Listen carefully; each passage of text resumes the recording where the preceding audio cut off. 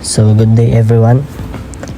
So dito is gagawa ko ng guess the number using else if condition. So dito is ang una kong ginawa is nag-import ako ng random numbers. And naglagay ako ng value na 1. Mag-start sa 1 and mag-end sa 50 yung hulaan nilang numbers. And gumawa rin ako ng attempts na may value 5. Bali lang, yan lang yung attempts nila na pwedeng magamit. And dito is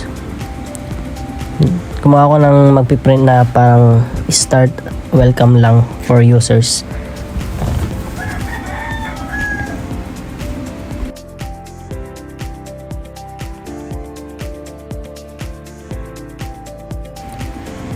And so dito is gumamit ako ng while loop para mag-loop every time na mag-false yung condition.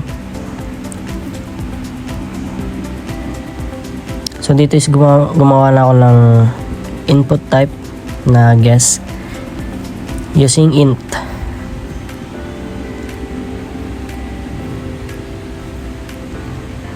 So if yung guess is nag less than sa number na random, is magpiprint na ng too low.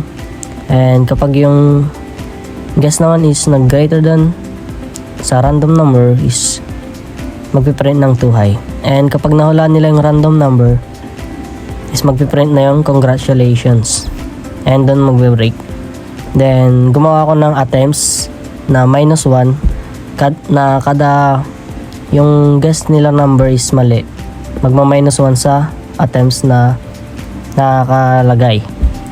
So kapag yung attempts is nag-equal na sa 0, bali hindi na sila pwedeng manghula and parang game over na.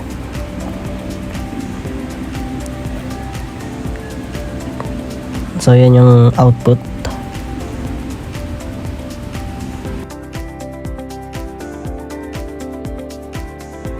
Dun is nahulaan natin. And dito is hindi mahulaan, so mag-break na siya kasi nag-equal na sa 0 yung attempts.